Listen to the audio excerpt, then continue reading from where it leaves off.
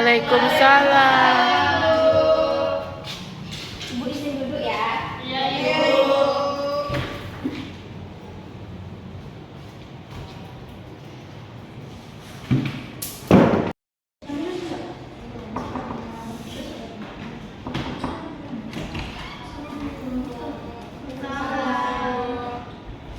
Tadi balik dari WC, Bu. Sudah sembuh.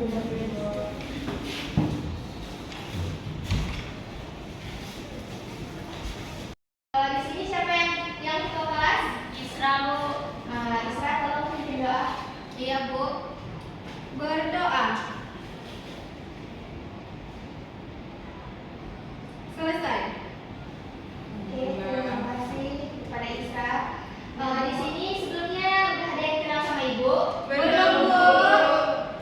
Oke, berarti ini pertemuan pertama kita ya di dalam minggu ini. Iya, Bu. Sebelum itu Ibu yang pertama memperkenalkan diri, setelah itu baru Ananda sekalian. Ya, Bu. Perkenalkan di sini nama Ibu Zelda Hasyanika, biasa dipanggil Zelda. Mungkin kalian bisa panggil Ibu dengan panggilan yang lain, tapi tidak boleh melenceng dari nama Ibu ya. Iya, Bu. Ibu sendiri boleh, Bu? Oh, boleh. Ibu berasal dari Rohul. Di sini ada yang berasal dari Rohul juga? Saya, Bu. Oh, kamu. Umur Ibu 25 tahun. Status Ibu sekarang masih single ya, belum menikah. Sudah cukup kan perkenalannya? Atau ada yang mau dipertanyakan? Ada, Bu. Apa? Dulu Ibu kuliah di mana? Oh, dulu Ibu tamatan dari Undri, Universitas Riau. Ada yang tahu? Ada. Tahu. Oke. Kenapa, Bu? Dulu Ibu tuh jurusannya bimbingan konseling. Di sini ada yang ingin jadi guru bimbingan konseling? Saya, Bu. Oke. Dan sebaiknya kita perkenalan dulu ya anak-anak dan kita saling mengenal satu sama lain. Iya, Bu. Boleh Ibu minta absennya? Boleh, Bu. Boleh, Bu. Ini, Bu.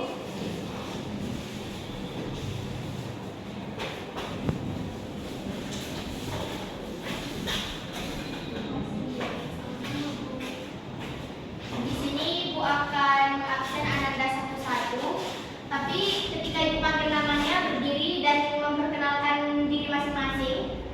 Anak-anak. Iya, Bu. Oke. Dian Giska. Saya, Bu. Kenalkan namanya. Perkenalkan, nama saya Jessica, asal saya dari Ibu, hobi saya badminton. Terima kasih. Anissa Winda. Perkenalkan, nama saya Anissa Winda Fitri. Hobi saya nyanyi, Bu. Asal saya dari Kolongan. Terima kasih, Winda. Nur Aisyah. Saya, Bu. Oke, perkenalkan nama saya.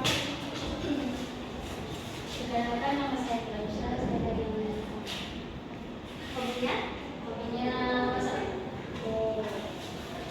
Selanjutnya Nisa Azahro. Silakan, Nak. Perkenalkan, nama saya Nisa Azahro dari Rohul, saya melukis. Terima kasih Nisa Azahro. Selanjutnya Afda Naila. Perkenalkan, nama saya Afda Naila. Saya berasal dari sini. Hobi saya membaca. Terima kasih Afda. Selanjutnya ada Prasiulan. Silakan. Perkenalkan semua dari Ibu. Perkenalkan, nama saya Fasila Romandi, basic bagian bulan, saya dari Rohul, hobi saya membaca.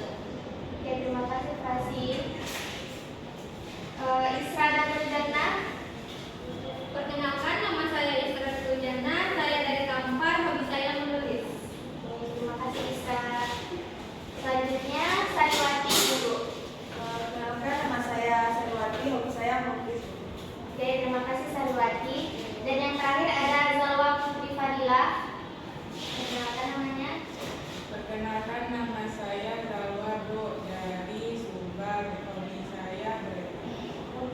Terima kasih Zalwa. Jauh ya. Oke, berarti di sini hadir semua ya anak-anak. Iya Bu. Alhamdulillah, semoga kita tetap berada dalam lindungan Allah Subhanahu wa taala dan semoga kedepannya kita diberi terus kesempatan untuk bisa hadir di dalam kelas kita ini. Oke, anak-anak, sebelumnya minggu lalu belajarnya tentang apa? Layanan orientasi Bu. Oke, layanan orientasi dengan ibu siapa? Dengan Bu Dini. Oke, sekarang dengan ibu ya, ibu akan membawakan tentang layanan informasi. Layanan informasi. Sebelumnya di sini ada yang tahu apa itu layanan informasi? Saya Bu. Oke, Prasi silakan. Menurut saya, layanan informasi itu adalah layanan yang memberikan kita informasi baru, hal-hal baru yang mungkin belum kami ketahui. Oke, terima kasih kepada Prasi atas penjelasannya. Betul ya apa yang dibilangkan oleh Prasi teman-teman kita tadi. Iya Bu. Sekarang sebelum kita masuk ke pembelajaran supaya lebih fokus dan lebih fresh, kita akan bernyanyi ya, hiburan bersama-sama agar supaya anak-anak semua lebih fokus. Oke? Oke Bu. Ada usulan apa? Bu, nyanyi aja Bu, anak ayam. Oke, boleh. Sekarang mari sama-sama ya kita nyanyi. Ya Bu. Oke, mulai 1, 2, 3. Ayam pipit, anak ayam pipit, anak ayam pipit, kakak ayam pipit. Ibu ayam petok-petok, ibu ayam petok-petok. Ayam kuruyuk, papa ayam kuruyuk. Ayam pipit, anak ayam pipit, kakak ayam pipit, kakak ayam pipit. Ibu ayam petok-petok, ibu ayam petok-petok. Ayam kuruyuk, papa ayam kuruyuk. Sekarang udah lebih fresh ya pikirannya. Sekarang kita masuk ke pembahasan kita pada pagi hari ini, yaitu tentang edukasi seks sejak dini.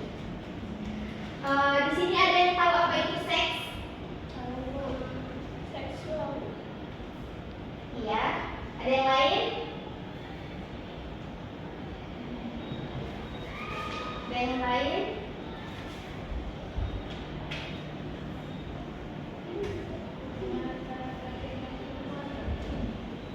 Bisa jadi. Ada yang lain lagi anak-anak? Ada yang tahu apa itu seks anak-anak? Saya Bu. Iya, silakan. Baik, saya akan jawab dari pertanyaan ibu tadi. Seks adalah aktivitas fisik dan emosional yang dilakukan oleh individu, umumnya dalam konteks hubungan intim. Benar ya anak-anak apa yang dijelaskan oleh temannya tadi, Ustazah Rom. Seks itu apa? Sekarang kita masuk ke pembahasan selanjutnya, yaitu tentang gender dan jenis kelamin. Ibu akan menjelaskan satu-satu apa itu gender dan apa itu jenis kelamin. Sebelumnya di sini ada yang tahu apa itu gender?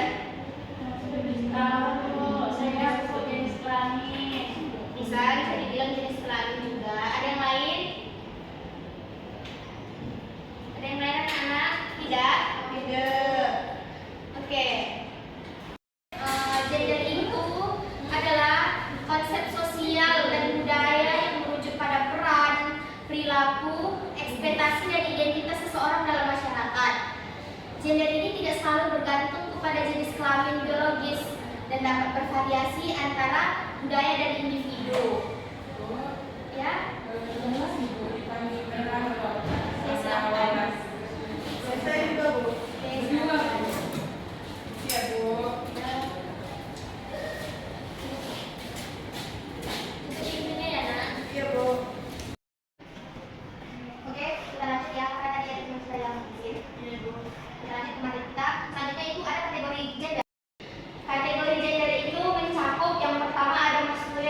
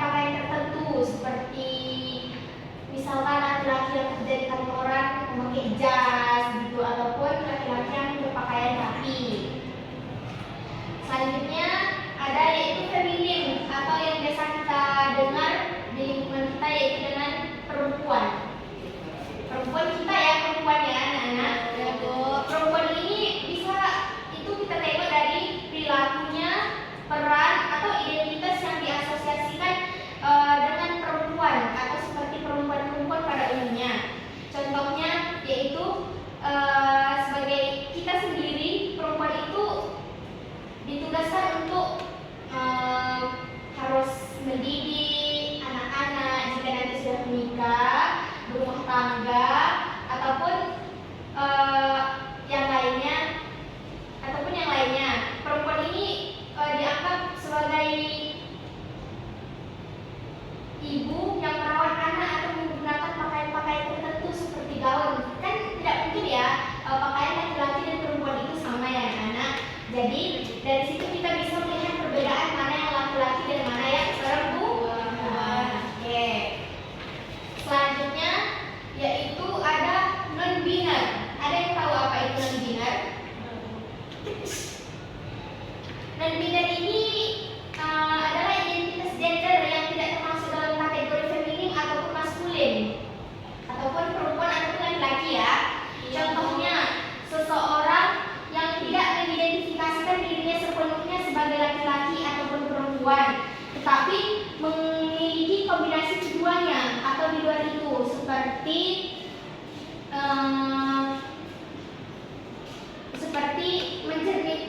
dia laki-laki tapi dia meniru gaya perempuan. Ngerti ya anak? Ngerti Bu.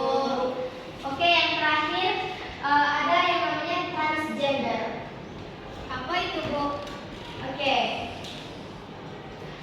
Transgender ini adalah seseorang yang identitas gendernya itu berbeda dari jenis kelamin yang ditetapkan saat lahir.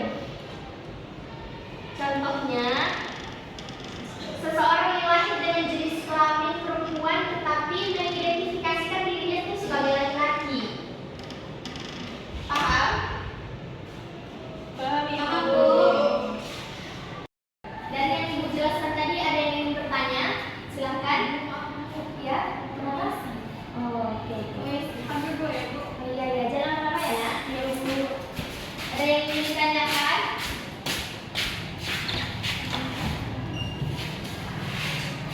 Oke, kasih silahkan. Saya ingin bertanya Bu, kenapa orang-orang yang sudah ditampilkan sebagai itu jenis kelaminnya sebagai perempuan, sebagai laki-laki, akan tetapi dia merasa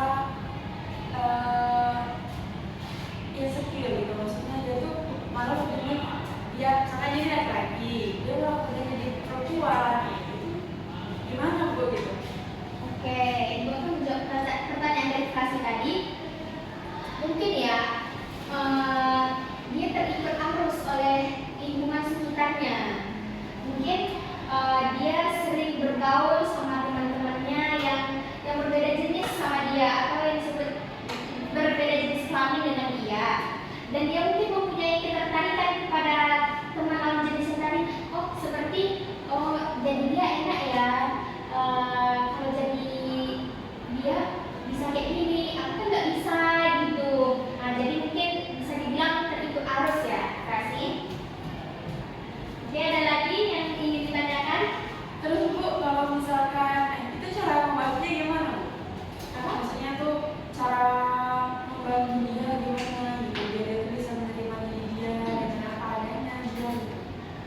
Oke, mungkin dengan itu kita sebagai teman-teman itu harus peka ya terhadap teman-teman sekitar. Jangan sampai kita mengasingkan teman kita yang berakibatkan nanti dia berteman sama yang namanya lawan jenis. Kan biasanya di sekolah kita tuh berteman sama sesama jenis ya, perempuan dengan perempuan dan laki-laki dengan laki-laki.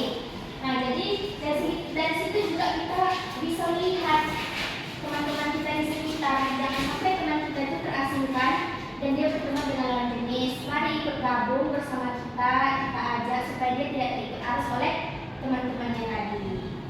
Oke, kasih. Oke, ada yang ingin tanya lagi tidak? Oke, selanjutnya Ibu masuk dalam penjelasan waktu bekerja atau matangnya alat reproduksi pada laki-laki ataupun perempuan.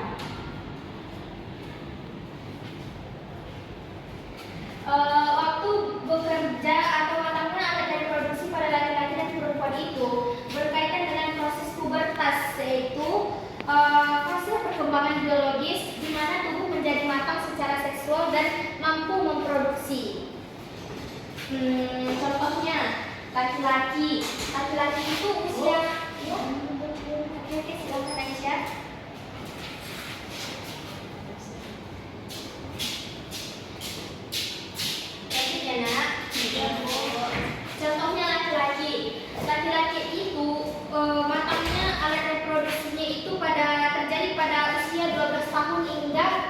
16 tahun. Tetapi tidak mematokkan antara umur. Itu bisa bervariasi tergantung faktor genetik dan lingkungan sekitar tersebut. Kalau laki-laki ini biasanya kan kalau sudah memasuki masa pubertas itu bisa kita lihat dari pertumbuhan rambut pada wajah seperti kumis ataupun jenggot gitu ya, suara menjadi berat dan pertumbuhan otot-otot di bagian-bagian tubuh tertentunya. Laki-laki ini setelah mengalami masa pubertas itu anak-anak, dia itu testis itu mulai memproduksi sperma. Sperma itu adalah cairan yang keluar dari organ tubuh laki-laki tersebut, paham kan? Oke. Dan di masa pubertas ini laki-laki itu juga mengalami yang namanya mimpi basah atau edukasi pertama. Itu adalah salah satu pubertas pertama yang dialami oleh laki-laki. Biasanya menjadi tanda awal alat reproduksi tersebut itu mulai bekerja. Itu yang dialami oleh laki-laki. Sedangkan yang dialami oleh perempuan itu adalah seperti menstruasi, ya, anak-anak. Pada perempuan ini usia masa reproduksi itu umumnya itu terjadi antara usia 10 sampai 14 tahun. Tetapi juga bukan tergantung umur, tapi tergantung faktor lingkungan dan faktor genetik anak-anak tersebut. Ada yang tahu perubahan fisik apa saja yang dialami oleh perempuan ketika memasuki masa pubertas? Ada yang tahu? Tidak? Tidak?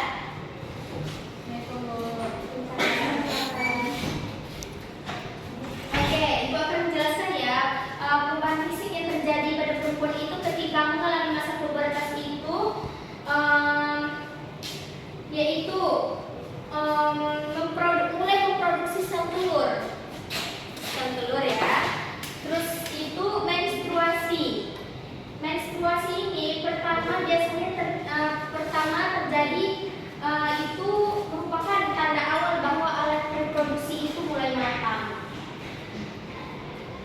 Atau juga bisa disebut peningkatan hormon estrogen yang memicu perkembangan payudara, pertumbuhan rambut di area kemaluan dan ketiak, serta perubahan bentuk tubuh atau pinggul melebar. Pastikan teman-teman semuanya di sini tubuhnya nggak lurus aja. Ada kan lihat teman-teman di sekitarnya entah pinggulnya melebar, itu tandanya dia sudah memasuki masa pubertas. Apa? Iya, bisa dibilang lintas spanyol ya kalau anak-anak zaman sekarang bilangnya. Oke, selanjutnya yaitu ada perbedaan waktu dan fungsi. Kalau pada laki-laki itu reproduksi sperma itu berlangsung terus-menerus sepanjang hidup. Berbeda dengan perempuan. Oke, jika alat reproduksi tadi berhenti anak-anak, apalagi pada perempuan ya, itu tidak bisa mematokkan pada usia kita tadi. Itu bisa jadi dia bisa mengalami kehamilan atau tidak. Itu tergantung rezekinya masing-masing. Oke, paham kan sampai di situ? Selanjutnya, Ibu akan menjelaskan apa itu dampak dari melakukan seks sebelum waktunya atau melakukan seks sejak dini ya. Melakukan hubungan seksual itu sebelum waktunya terutama pada usia remaja atau di luar kesiapan fisik, emosional, dan sosial dapat membawa berbagai dampak negatif. Ada yang tahu dampak negatifnya apa? Coba angkat tangan, siapa yang tahu? Tidak tahu. Apa dampak negatifnya kalau misalnya kita melakukan seks sejak dini atau sebelum waktunya? Ada yang tahu dampaknya? Dampaknya berpengaruh pada proses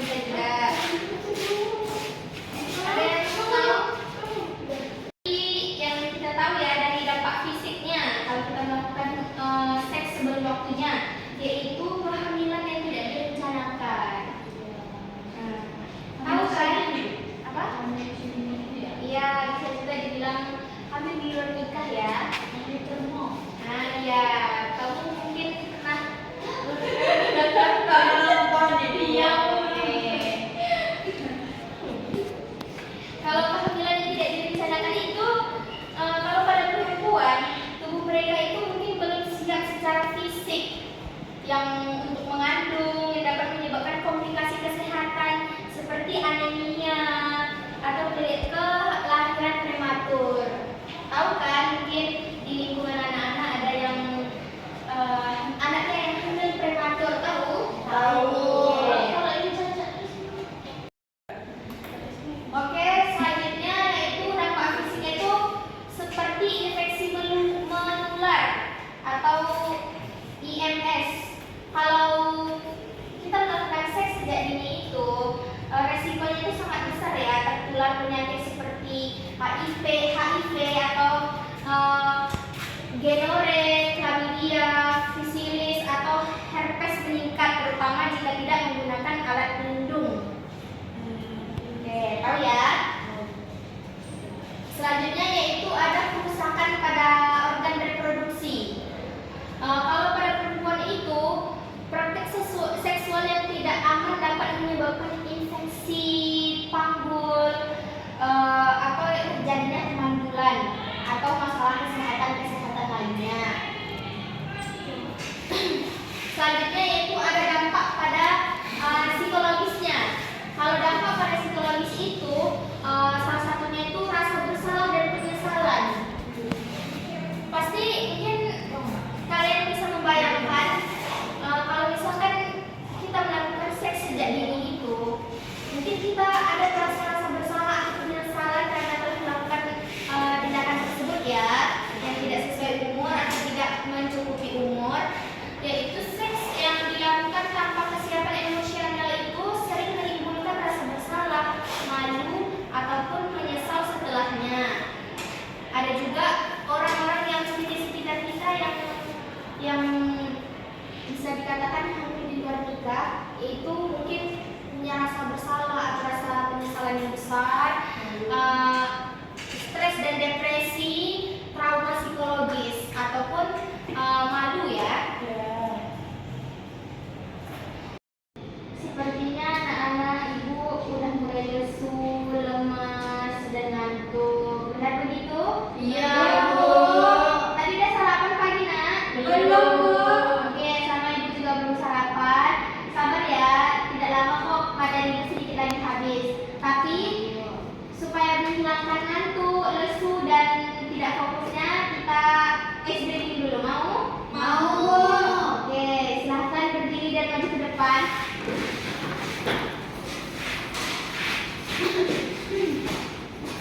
Berbaris ya. Ini aja, Bu. Ya, berbaris di depan sini aja. Nah,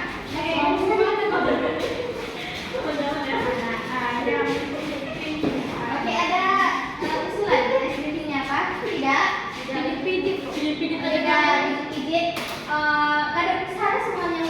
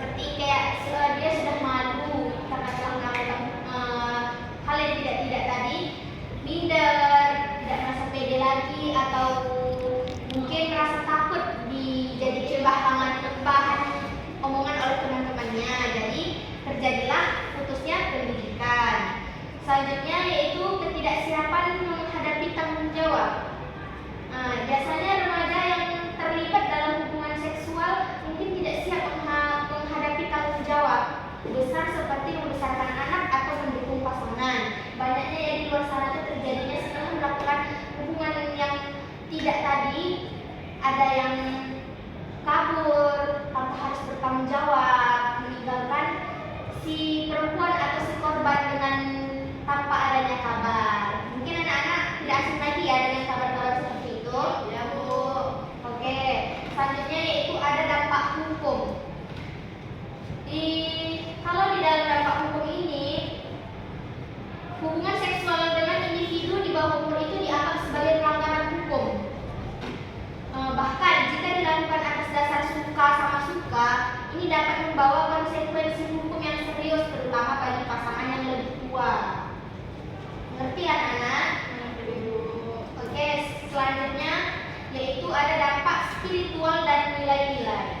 Kalau dampak dari spiritual dan nilai-nilai ini, mereka itu menganut bagi mereka yang menganut agama atau nilai-nilai tertentu, seks sebelum menikah itu dapat bertentangan dengan ajaran spiritual mereka. Mungkin dalam setiap agama atau setiap ajaran mungkin ada ya peraturan ataupun hukum-hukum yang berbeda. Mungkin setiap agama itu tidak sama. Ya, mungkin kalau di dalam agama kita, agama Islam itu berhubungan seksual itu diharamkan ya anak-anak bagi agama. Itu selanjutnya materi yang terakhir yaitu ada yang namanya pencegahan terjadinya seksual tadi atau seks sejak dini tadi. Yaitu pertama, pencegahannya itu adalah pendidikan seksual yang tepat atau mengajarkan anak-anak atau remaja tentang tubuh mereka, fungsi organ reproduksi, resiko hubungan seksual tadi itu apa, dan pentingnya menunggu waktu yang tepat. Kan mungkin kita masih sekolah, Anda semua masih sekolah, belum saatnya, ada saatnya, tapi sekarang masih fokus untuk belajar. Selanjutnya yaitu peningkatan kesadaran diri. Dalam melakukan peningkatan kesadaran diri ini melatih kemampuan untuk membuat keputusan yang bijaksana berdasarkan nilai dan prinsip pribadi. Selanjutnya yaitu ada pengendalian diri dan penghindaran situasi beresiko. Yaitu seperti yang kita tahu ada yang namanya menentukan batasan antara laki-laki dan perempuan. Kita dalam ajaran Islam